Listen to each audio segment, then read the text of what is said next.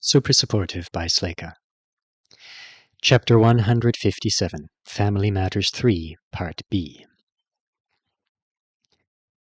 The personal advisement meeting was on the first floor in a cozy spot that looked nothing like the cramped teacher's office or bland conference room Alden had expected. A rectangular wooden table with just 4 chairs sat in front of a wall with an unlit gas fireplace. On the opposite wall, a gallery of matching wooden frames held pictures of famous alumni. There was a coffee maker with a bowl full of pods beside it in one corner. It would have been a comfortable place for meeting except for the other attendees. What the heck? Why? Alden thought while he nodded politely and let Lady Saleh show him her favorite kind of coffee pod and the selection of flavored sugars. Why these two? I don't feel like I need advisement from either of them right now. Up until the moment he'd walked in, he'd been assuming that lots of people were getting advised about something today. But while Instructor Klein, who was sitting with his back to the fireplace, might have time for general student advisement at a time like this, Alden doubted the Principal Saleh did. Isn't she dealing with 100 other things right now? And they were both smiling at him a lot. Lady Saleh was understandable, but Klein? He smiled at some people in class, not Alden. His look usually says I'm more of a worrisome project he's been given against his will. Alden took the seat across from the man and stirred vanilla sugar into the coffee. As I was saying, Principal Saleh stepped through the back of the chair, then sat down. We just want to have a talk with you before classes restart. We're checking in with everyone who was on the bus Friday night. There was a much different end to your trip than we'd imagined.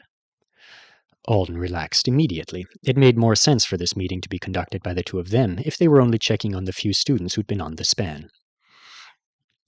Since we have you here, we also want to offer you some options for finishing out the rest of the quarter, the principal announced. First, how are you feeling about what's happened? Do you have any concerns or questions? Please feel free to talk about anything you like. This room is private, and anything you say will stay here. Alden didn't really have much to say. The situation on the bridge was over. He was of the opinion that everyone in his class had behaved well, and that Instructor Klein had done a good job of instilling order and giving instructions when the sirens first went off. What had happened to him afterwards wasn't the school's business, as far as he was concerned, so he brushed over it, saying he'd been transported to a flyer, but there'd been a problem boarding it. He didn't have any requests they could help him with right now, but he thanked them for offering. It took him just a few minutes to cover it all, and he expected there wouldn't be much more to talk about, but Instructor Klein and Principal Saleh kept exchanging glances that made him think there was a private conversation going on between the two of them. You've been performing extremely well in the gym, Klein said finally. Principal Saleh nodded.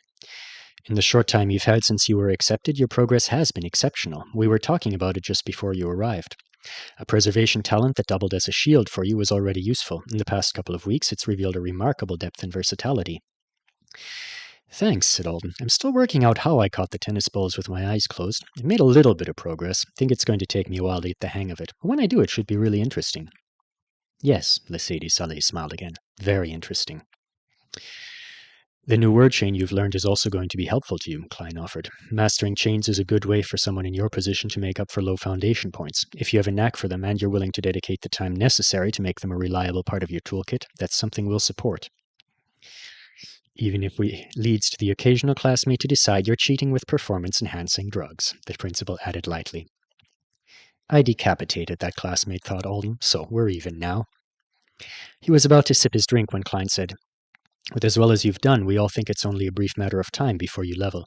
It's good work already for the truncated quarter. With that in mind, we wondered if you might want to consider taking a break from the combat class. Alden accidentally stabbed himself in the chin with the wooden stir stick he'd left in his cup. No, that's a shitty idea. Why would they suggest it out of the blue? No, he said, being careful not to add an exclamation point. I don't want to. Why would I?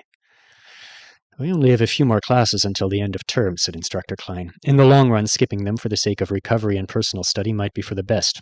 You could focus on your word chains and then start with a full course load again in January. Is this the same man who gave us all a huge lecture 2 weeks ago? You have 21 classes between now and the end of the quarter. Be here 10 minutes early, not 10 seconds late. Take your mediocrity elsewhere, time wasters. It's 14 classes, said Alden. He was trying so hard to keep the "what the hell are you talking about" out of his voice, even though he was sure it was on his face. I plan to attend all of them. It's why I'm at this school. I mean, I was already a little disappointed we weren't having gym tonight. You're an cast, Alden, Principal Saleh pointed out. Yes, but I could have sat on the bleachers and studied what everyone else was doing, and my squish boot will probably be off by Wednesday. I'm seeing a really good healer. They were both still looking at him. Do I need to bring a note from him? Alden asked. I can do that. Porty Loth would most likely use tree sap to write, Escherdy gave me this, I healed it, on his forehead. We're not going to prevent you from attending class if that's what you want to do, Principal Saleh said, as long as you continue to navigate the course as well as you have been. What? But you have just been through your second disaster in a single year, she continued. The program is competitive and stressful. Those factors encourage power growth in most of our students. However, when life outside of school is delivering more than your fair share of difficulty ahead, intense training can be something that breaks you down instead of builds you. We want you to be particularly cautious about it, given your situation. Thank you, but I'm fine. I also want to point out that this is a perfect opportunity for you to take a step back as we could ask for, she said. Several other students, including a member of your class, will be taking personal time due to recent events. Your absence wouldn't be shocking or resented. I am shocked and resentful at the suggestion, though, so no. I am really looking forward to being at every combat class, he said firmly. 10 minutes early. There was another awkward pause. Then Instructor Klein clasped his hands on the table and dropped the smile in favor of a stern look that was much more natural on his face, in Alden's opinion. One thing we haven't really had time to discuss with your class yet, he said, is how important mental state is, and how much superheroing, or any similarly taxing profession an avowed might pursue, involves managing that carefully. For some reason, even with that line, Alden didn't realize a small strike was incoming until it landed. Peace of mind is an excellent word, Shane, said Klein. Your use of it on Friday night was completely appropriate, but...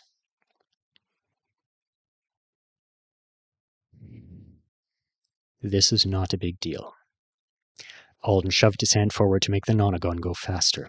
The wind cooled his face. He told himself his cheeks were only hot because the admin building had been warm, and not because he'd gotten flushed from irritation and embarrassment. It's their job to make sure I'm okay. They were just doing it. But he hated the way it threw his own efforts to sort himself out into disarray. Here he was, collecting all the fallen pieces and putting Alden Thorne, CNH student, back together again. He was busy deciding what to do and say about murders, commendations, and Matadero. It was his life, and he was going to handle it, and he was looking forward to reclaiming his little scraps of normal. Then here came someone to throw a rock at me because we just want to be sure you're solid. One of your classmates expressed concern about you. Have you talked to a professional about this yet? He clenched his jaw. This kind of thing is always a trap. You get annoyed because they're picking at something sensitive. But if they notice you getting annoyed, it's like, we found a problem after all, and the questions just keep coming. Or you say the wrong thing, freak them out, then they watch you like a hawk for months. And every time you have any emotion whatsoever from that point on, it becomes something worthy of analysis.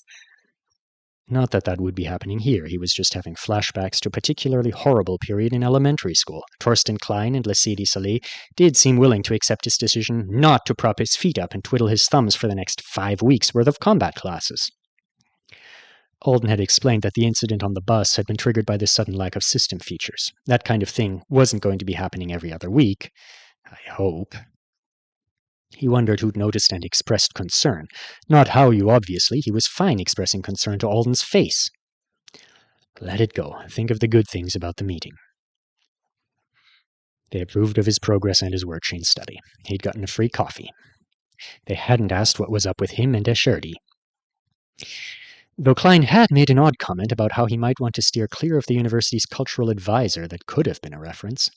They'd also reminded him to talk to his instructors as soon as the system announced that he'd leveled, so that he could get advice about choosing talents and foundational enhancements. So that's a problem for another day. He flew around cooling his face and his temper for so long that he ended up being a little late to the Intro to Other Worlds meeting. He was disappointed to learn that the course wouldn't resume until next Monday. The only assignment until then was to do your best on the essay. Vandy caught him at the end of the meeting. You're already wearing your uniform. Yeah, we matched, said Alden, except she didn't have nonagon hair. How did you get hurt? Was it on the bridge? No, it was afterwards. You weren't on campus this weekend, she informed him. Talking to her is already getting familiar. He didn't mind the way it pulled him back into a known rut. I was just waiting around on a healer and finishing my essay. You finished already? So he was right. She was the kind of person who could look truly caught off guard to find she wasn't winning at homework, even at a time like this. Of course. Why wouldn't I have? I wrote about you, Twee. Unable to resist, he smiled at her and added, Didn't you finish yours? I'll finish it tonight, she said. Alden wondered if she was going to report back to him the second she turned it in. They headed to a classroom in the MPE building, then waited around on everyone else so they could have the meeting for gym. Unsurprisingly, Vandy, frequent monitor of Alden's pockets, was a wealth of information about the others.